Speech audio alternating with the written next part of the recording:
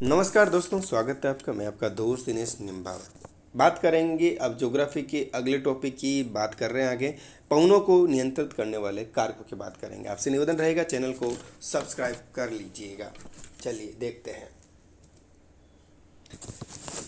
पवनों को नियंत्रित करने वाले कारकों में बात करते हैं। सबसे पहले दाब प्रवणता की।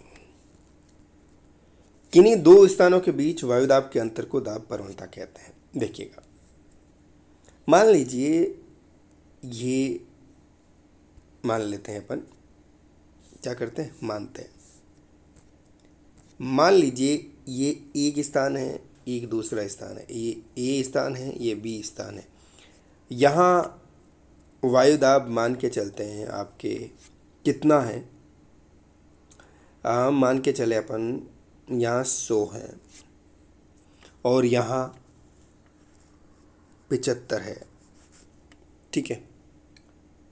अब दोनों का जो अंतर होगा, दोनों स्थितियों के बीच का जो अंतर होगा, यानी 25 आता अंतर, तो क्या हो जाएगा, इसे क्या कहेंगे, दाब प्रवणता। यानी दो स्थानों के बीच का जो दाब होता है, अंतर होता है दाब का, वो क्या कहलाता है, दाब प्रवणता कहलाता है। ठीक है, हो जाएगा यार। ठीक है। जब समदाब रेखाएं बहुत पास पास होती हैं तब प्रवणता अधिक होती है, तथा समदाब रेखाएं परस्पर दूर खींची होने पर प्रवणता कम होती है। देखिए, पास पास होगी तो जाहिर सी बात है, इनमें क्या हो जाएगा, ज़्यादा डिफरेंस नहीं आएगा, तो क्या हो जाएगा, दाब प्रवणता अधिक हो जाएगी। और दूर दूर तक जब होगी तो क्या हो जाएगी, कम हो जाएगी। दाब प्रवणता की दिशा अधिक से कम की ओर होती है तथा इसकी दिशा समदाब रेखाओं पर लंब होती है। दाब प्रवणता से ही पवन का संचार होता है। ठीक है। दाब तथा पवन संचार में घनिष्ठ संबंध होता है। पवन अधिक दाब से कम दाब की ओर चलती है। समुदाय पवन आपको पता है, मैंने बताया था, अधिक दाब से कम दाब वायु दाब की ओर चलती है। ठीक है ना। समदाब रेखाएं जितनी पास होगी, दाब प्रवणता उतनी अधिक होगी। ठीक है। ये बात करें तो ये उल्लेखनीय है कि दाब प्रवणता शक्ति वायु के घनत्व के विपरीत अनुपात में होती है। दाब प्रवणता घनत्व बढ़ेगा, दाब प्रवणता घटेगी। ठीक है, विपरीत में होता है। पृथ्वी की घूर्णन शक्ति या फिर कोरियोलोई जो है शक्ति, इसकी बात करते हैं। कोरियोलॉजी फोर्थ होता है, उसकी बात करेंगे। कोरियोलॉजी जो बल है उसकी बात करते हैं। ठीक है, ये बड़ा इंपॉर्टेंट है। पृथ्वी की घूर्णन शक्ति या फिर कोरियोलॉजी जो है बल है, उसकी बात करेंगे। पृथ्वी अपने ध्रुवीय अक्ष पर पश्चिम से पूर्व की ओर घूमती है। पृथ्वी आपके किससे किस ओर घूमती है, फिर चक्कर लगाते किससे, पश्चिम से पूर्व की ओर घूमती है। क्या करती है, पश्चिम से पूर्व की ओर। याद रखने के लिए तरीका बता देते हैं, कहीं ये अब रटने वाले होते हैं। तो प और ये क्या हो गया, पप्पू। ठीक है ना, किसी का नाम हो आपका। ठीक है। ठीक है, यहाँ से लेकर यहाँ तक जो है, ये पश्चिम हो गया, ये पूर्व हो गया। पृथ्वी की दिशा जो होगी, यानी पश्चिम से पूर्व की तरफ होती है घूमने की। यानी पप्पू से आप याद रख लीजिएगा, पप्पू नाम पश्चिम से पूर्व की ओर। ठीक है। इस घूर्णन से विक्षेप बल उत्पन्न होता है, डिफ्लेक्शन होता है, विक्षेप हो जाता है। इस स्थितियों में क्या हो जाता है, अंतर आ जाता है थोड़ा सा, यानी उसी गति तो कह सकते हो, उसमें थोड़ा डिफॉल्ट आ जाता है, इस तरीके से। ठीक है ना। इस जब ये गति होती है पश्चिम से पूर्व की तरफ, तो इस घूर्णन से जो बल होता है, विक्षेप बल उत्पन्न हो जाता है, जो सदैव क्षैतिज वेग या पवन के लंबवत कार्य करता है। इस बल के जो खोज करता थे वो गणितज्ञ थे फ्रांसीसी कोरियोली। कोरियोली कौन सा था, कोरियोली था। 1835 में के नाम पर इसे कोरियोलॉजी बल भी कह सकते हैं, कोरियोली बल कहते हैं। ठीक है ना। पृथ्वी की दैनिक परिभ्रमण गति के कारण वायुमंडलीय आवरण भी उसी के साथ घूमता है। पृथ्वी जो है दैनिक परिभ्रमण गति करती है, उसके साथ जो वायुमंडल, जाहिर सी बात है, ये पृथ्वी के साथ जो गैसों का जो वायुमंडल है, आवरण है, वो भी इस परिभ्रमण गति के साथ करता है, घूमता है। ठीक है ना। ठीक। इसके फलस्वरूप उत्तरी गोलार्ध में हवाएं क्या होती हैं, जब ये घूमता है कोरियोलॉजी बल के कारण, तो उत्तरी गोलार्ध में जो हवाएं हैं, जो पवनें हैं, ठीक है, वो किस ओर चलती है, दाहिनी ओर। किस ओर चलती है? दाहिनी ओर। दक्षिण गोलार्ध में दाहिनी हवाएं क्या होती है? इस विक्षेप के कारण, कोरले जो विक्षेप के कारण हवाएं दाहिनी ओर मुड़ जाती है, जबकि दक्षिण गोलार्ध में हवाएं बाईं ओर मुड़ जाती है। ठीक है, ए भी याद रखें। इसको कैसे याद रखेंगे? इसको डीबी से याद रख लो, दाईं ओर बाईं।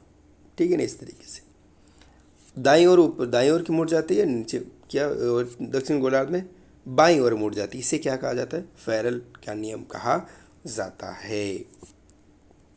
ठीक है, उल्लेखनीय कि अपवन शक्ति दूरों पर सबसे अधिक होती है तथा विषुवत रेखा पर सबसे कम होती हैं। पवनों के विक्षेप के संबंध में निम्नलिखित नियम है। यानी कि कोर्लिस बल की बात करें तो इसमें दूरों पर सबसे अधिक, कोर्लिस बल की बात करें तो जीरो हो गया विषुवत रेखा पर, दूरों पर क्या हो गया? सबसे अधिक। यानी विषुवत रेखा से दूरों की तरफ जाएंगे तो कोर्लिस बल में अधिकता देखने को मिलेगी या बढ़ता जाएगा। ठीक है, फेरल का नियम देख लेते हैं। फेरल का नियम देखिएगा, इसी में पढ़ लेते हैं। फेरल का नियम देखें। फेरल का नियम, पृथ्वी का परिभ्रमण पश्चिम से पूर्व की ओर होने के कारण उत्तरी गोलार्ध में हवाएं दाहिनी ओर, दक्षिण गोलार्ध में हवाएं बाईं ओर मुड़ जाती है। इस कारण से क्या, ये फेरल का नियम इसको कहा जाता है। फेरल ने इसको दिया था, इस कारण फेरल का नियम कहा जाता है।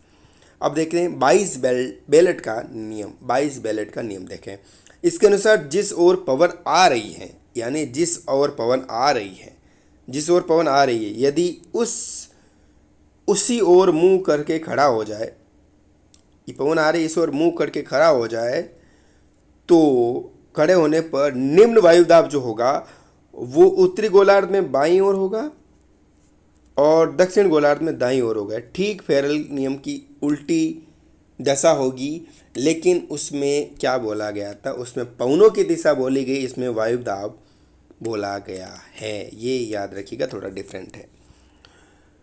कोरियोलिस बल की बात करें, कोरियोलिस बल की देखें तो इन्होंने 1844 में फेरल के नियम को गणित रूप में सिद्ध किया। इनके अनुसार पवन की दिशा अपकेंद्री यानी केंद्रोप्रसारी यानी सेंट्रीफ्यूगल जो फोर्स होता है या अभिकेंद्री या गुरुत्वाकर्षण बल से प्रभावित होता है। ठीक है, पृथ्वी के परिभ्रमण के कारण कोई भी गतिशील वस्तु बाहर की ओर फेंक दी जाती है, ये विक्षेप बल या फिर कोरियोलिस बल कहलाता है। यानी कि पृथ्वी के परिभ्रमण के कारण कोई भी गतिशील वस्तु है वो बाहर की ओर फेंक दी जाती है, इसे क्या कहा जाता है? कोरियोलिस बल कहा जाता है। प्रत्येक स्थान पर विक्षेप बल समान नहीं होता है, ये विषुवत रेखा पर सबसे कम होता है। क्या होता है? विषुवत रेखा पर सबसे कम होता है तथा दूरों पर क्या होता है? अधिक होता है। अपकेंद्रीय बल वायु की गति का वर्ग होता है, यानी स्क्वायर ऑफ वाइंड वेलोसिटी। वायु की गति तीव्र होने पर अपकेंद्रीय बल तीव्र होता है। वायु की गति अगर तीव्र हो गई तो अपकेंद्रीय बल भी क्या हो जाएगा? तीव्र हो जाएगा। यदि वायु की दिशा पृथ्वी की दूरी की ओर यानी विषुवत रेखा से दूरी की ओर है तो वायु की गति तथा अपकेंद्रीय बल में वृद्धि होगी, जैसे कि बात करी थी। विषुवत रेखा से दूर कोरियोलिस बल का प्रभाव बढ़ता जाएगा, विषुवत रेखा पर जीरो होगा। ठीक है, ठीक है, आगे देखते हैं।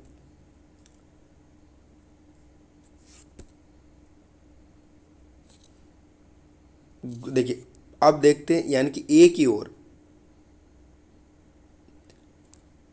देखिए ये क्या ए की ओर हो गया, ये ए की ओर प्रवाहित वायु जो है आपके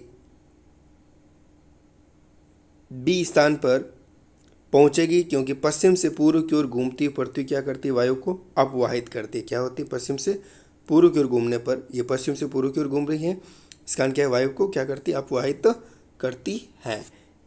ठीक है, ए से बी की ओर पहुंचने पर क्या करती है? अपवाहित करती। अगले वीडियो में देखेंगे।